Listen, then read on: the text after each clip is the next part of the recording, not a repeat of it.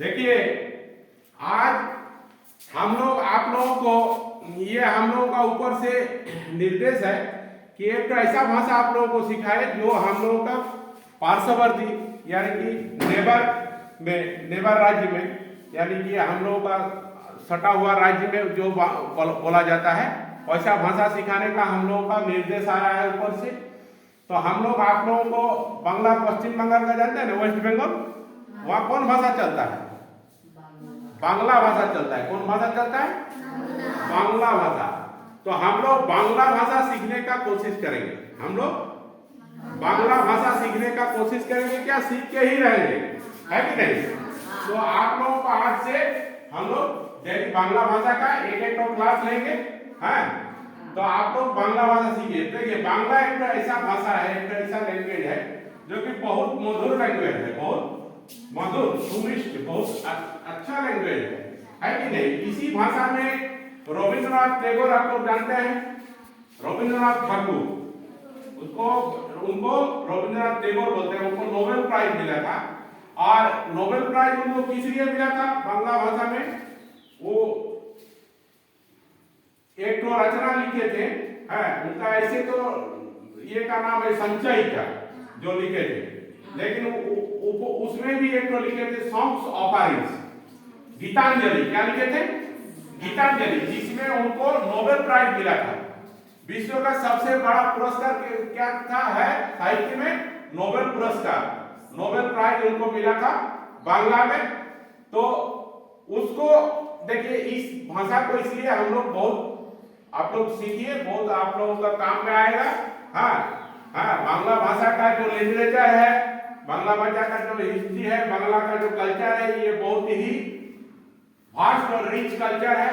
तो बांग्ला भाषा अगर सीखिएगा, हाँ इसका साहित्य बहुत रिच है, इसका साहित्य अगर पढ़िएगा तो बहुत इसमें बांग्ला भाषा में कवि और ये का जन्म हुआ है एक से, जैसे कि रविंद्रनाथ टैगोर, उसके बाद ईश्वर चंद्र विद्यासागर, उसके बाद शरद चंद्र चट्टोपाध्याय, बंकिम चंद्र चट्टोपाध्याय, शरदिंदु बंदोपाध्याय, काजी नजरुल इस्लाम, ये सब कौन थे? बांग्ला भाषा के कवि थे। ये सब कौन थे?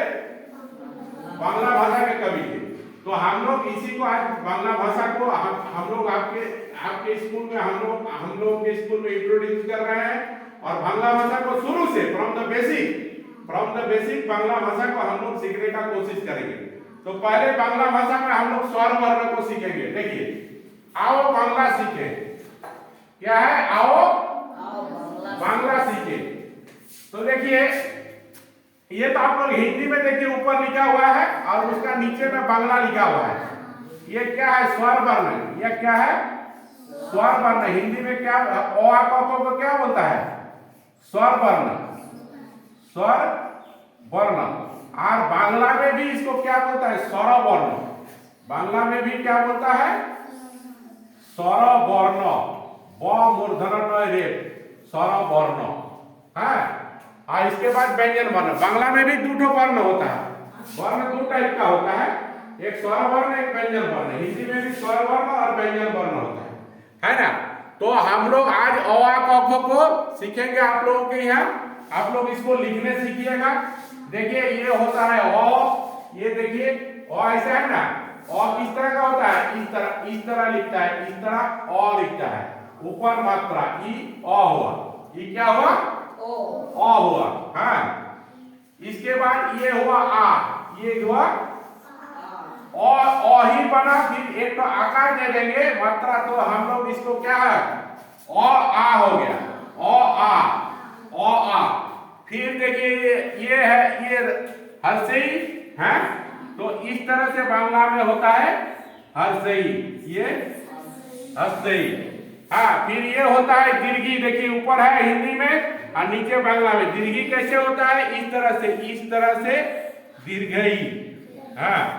हाँ, उसके बाद हर्षौ दीर्घौ। तो हर्षौ इस तरह का होता है, हर्षौ, हाँ, और दीर्घौ इस तरह से होता है। ये दूठो हर्षु दीर्घौ। और रसोई दीर्घई, रसौ दीर्घौ, ये होता है री, ये होता है री, इस तरह से होता है री। हाँ, और ये होता है ली, उल्टा ये नौ हो गया, नौ नौ हुआ ना, ये बांग्ला में नौ भी होता है, ये ली हो गया। है उसके बाद होता है ये होता है ओई, और ये होता है ओ, और ये होता है ओ, है ना। तो ओ आ रसोई दीर्घई, रसो दीर्घो री ली ए ओई ओ,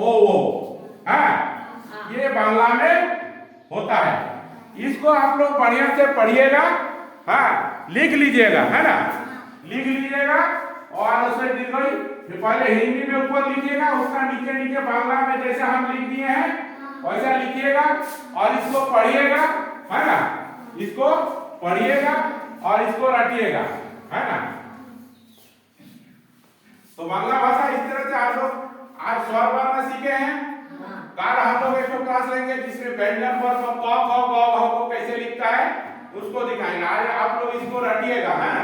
ये ओ आ क ख हम लिख दिए, देखिए ओ होता है, ये आ होता है, रस्ते दीर्घ रस्तो दीर्घो री ली ए ओई ओ, हैं।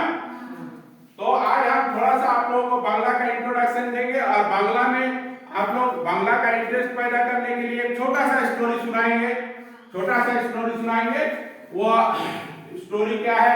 देखिए ये टैगोर कौन थे, ये देखिए रविंद्रनाथ टैगोर। ये कौन थे, ये रविंद्रनाथ टैगोर। इन्हीं को क्या मिला था, नोबेल प्राइज मिला था। ये किताब आप लोग पढ़िएगा, देखिए हिंदी में लिखा हुआ है, लेकिन रविंद्रनाथ टैगोर के बारे में रविंद्रनाथ टैगोर के बारे में सब कुछ लिखा हुआ है। रविंद्रनाथ टैगोर की किताब का आप लोग कहानी के जैसा लिखा हुआ है, इसको आप पढ़िएगा। आप लोग पढ़िएगा तो बांग्ला के बारे में आप लोगों को इंटरेस्ट पैदा होगा बांग्ला पढ़ने में। ये देखिए रविंद्रनाथ टैगोर का छवि है, ये रविंद्रनाथ टैगोर का फोटो है। तो बांग्ला बहुत मधुर भाषा है, बांग्ला को सीखिए। और आज छोटा सा एक तो आप लोगों को पढ़ाएंगे। देखिए बांग्ला भाषा का जो स्क्रिप्ट यानी कि जो अक्षर होता है बांग्ला भाषा का, ये अक्षर कौन ये किए थे, डिस्कवर किए थे, कौन लिखे थे अक्षर को, कौन बनाए थे? पंडित ईश्वर चंद्र विद्यासागर ने। कौन बनाए थे? पंडित ईश्वर चंद्र विद्यासागर ने। तो उन्हीं का लिखा हुआ, देखिए उन्हीं का बांग्ला लिखा हुआ है। पहले तो वर्ण परिचय, आप लोगों को एक तो करके वर्ण परिचय भी हम देंगे, है ना। वर्ण परिचय में आप लोग अ आ क ख ग घ ये सब आप लोगों को लिखा हुआ रहेगा, ये सब आप लोग पढ़ पाइएगा। और उसके बाद उनका जो प्रथम पाठ, द्वितीय पाठ, ये किनका लिखा हुआ है? पंडित ईश्वर चंद्र विद्यासागर का। इस सब को भी आप लोग पढ़िएगा।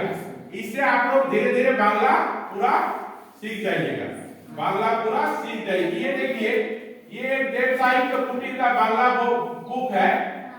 ये इसका नाम है साहित्य मुकुल। क्या नाम है?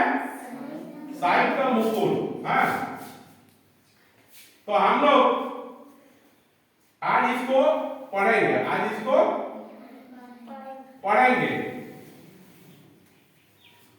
देखिए इसमें से एक तो छोटा सा स्टोरी पढ़ेंगे।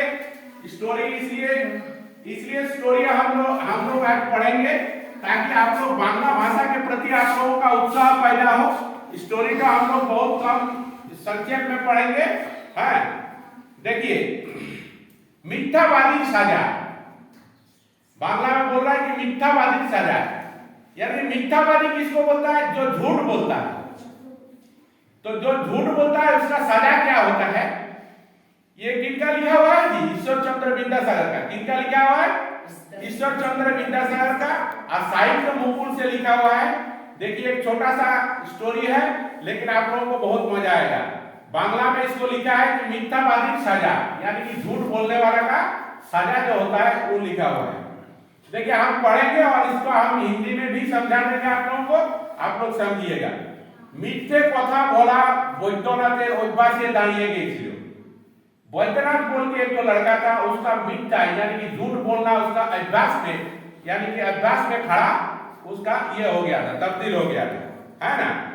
विद्यालय ना गए से वनेर मध्य घुरे बेड़ा। विद्यालय मतलब विद्यालय हम लोग जानते हैं। तो विद्यालय ना गए से वनेर मध्य घुरे बेड़ा। तो यानी कि विद्यालय नहीं जाके वो जंगल में घूमता रहता था, है ना? क्या बाड़ी से बोल दो यही तो विद्यालय थे गेला आ बाड़ी में घर में, बाड़ी मतलब घर में आके बोलता था कि अभी तो हम स्कूल से आए, है ना? एक दिन पौधे उद्धवेर साथे देखा हो, है एक तो उसका दोस्त था उद्धव, उसके साथ रास्ता में एक दिन भेंट हुआ। बैद्यनाथ ताके विद्यालय जेते मना कर लो, बैद्यनाथ उसको भी विद्यालय में जाने से मना किया, बोला कि तुम भी मत जाओ विद्यालय, स्कूल मत जाओ। तब उद्धव बोल लो बाल्यकालटा विद्या शिक्षा आसन समय, यानी कि बाल्यकाल मतलब होता है छोटा, बाल्यावस्था, ये बाल्यकाल, ये छोटे का समय, इस समय क्या है? विद्यालय जाने का समय है। इस समय क्या बोला? बाल्यकालटा विद्या शिक्षा आसन समय, शिक्षा तुल्य पुण्य नहीं है। और ये जो शिक्षा है इसके समान कोई पुण्य नहीं होता है ना? शिक्षक कोसाई सत्यचरण बाबू के डेके बोले बैद्यनाथ विद्यालय आसे ना माठे माठे घुरे बेड़ाय, ओके कोनो काजे লাগিয়ে দিন, পড়াশোনা ওর হবে না। বাবা মানিক্য রায় তাই বললেন বৈদ্যনাথ মিথ্যা কথা বলে, তাই তার বাবা মা তাকে ভালোবাসতেন না। বৈদ্যনাথকে তিনি गाय রাখালের কাজে লাগিয়ে দিলেন। अब बैद्यनाथ को क्या किया? वो स्कूल नहीं जाता था तो उसका क्या किया? उसको गाय भैंस चराने का काम में लगा दिया। आप प्रतिदिन से पढ़ाई अनेक गोरु लिए दूरे माठे जाए, माठ में जाता था, है ना? उसके बाद वो झूठ बोलना शुरू किया। वो क्या बोलना शुरू किया?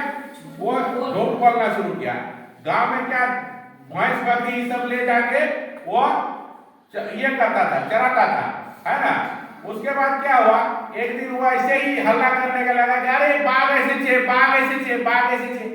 अब तब जो खेत में काम कर रहा था वो लोग दौड़ के आया, हाँ, अब तब ये इसको आके देखा कि ना कुछ तो नहीं हुआ है, हाँ, तब सब वो हंसने लगा, सबको बोका बनाया और हंसने लगा, हाँ। एक दिन सचमुच का क्या हुआ? सचमुच का एक दिन शेर आ गया, बाघ आ गया, है ना, जंगल में, हाँ, और उसका गाय भैंस चल रहा था उसको खाने के लिए, हाँ। तो उस समय जब वो चिल्लाया तो गांव वाला बोला अरे बैद्यनाथ तो ऐसे ही चिल्लाता है, हाँ, वो ऐसे ही झूठ मूठ का चिल्लाता है और आनंद लेता है कि बाघ आ गया बोल के, हाँ। तो आज हम लोग जाएंगे नहीं, कोई भी आया नहीं, और इधर देखो बाघ आ गया और बैद्यनाथ को खा गया, बैद्यनाथ को खा गया। तो ये उसका सजा हुआ, ये उसका सजा हुआ। तो ये हम लोग देखें कि बैद्यनाथ का कैसे सजा हुआ, बैद्यनाथेर सजा हम लोग समझ गए, হ্যাঁ? আমরা বুঝতে পারলাম যে বৈদ্যনাথের সাজা কি, হ্যাঁ? बांग्ला समझ रही हो ना? बांग्ला समझने का देखो हिंदी जैसा ही है, इसको थोड़ा सा अलग है, तो पढ़ते पढ़ते तुम लोग भी सीख जाओगे, है ना? बैद्यनाथेर सजा देखो, यहाँ पर देखो बाघ आ गया है, सचमुच में बाघ आ गया है, हाँ। उस दिन वो तो जंगल में ऐसे ही चिल्लाता रहता था कि बाघ आया बहुत जोर से चिल्ला देता था। तो सब एकदम खेत में जो लोग मजदूर कुल्हाड़ी लेके आके सब एकदम खड़ा हो जाता था कि कहाँ बाघ है, चलो मारेंगे, हाँ। लेकिन देखता था बाघ नहीं है, तब बैद्यनाथ हंसते रहता था, बोला कितना उल्लू बनाया, कितना उल्लू बनाए सबको। लेकिन जब सचमुच का एक दिन शेर आ गया तो कोई नहीं आया उसका चिल्लाने पर भी, क्योंकि वो झूठ मूठ का चिल्लाता था, मिथ्यावादी, वो था मिथ्यावादी। और उसका उस दिन उसको भी खत्म कर दिया शेर ने आकर, बाघ ने आकर उसको भी खा गया, उसको भी खे दिलो, हाँ। तो ये है मिथ्यावादी सजा। हम लोग धीरे धीरे आप लोगों को सिखाएंगे बांग्ला। आज इतना दूर ही हम बांग्ला आप लोगों को सिखाएं, और ये अ क को आप लोग रखिएगा, हाँ, और तो स्वरवर्ण का इसको रटिएगा। इसके बाद बांग्ला में हम क ख ग घ जो होता है व्यंजन वर्ण, उसको भी आप लोगों को सिखाएंगे, हाँ। इतना करके ही आज ये करते हैं, यही खत्म है, ठीक है।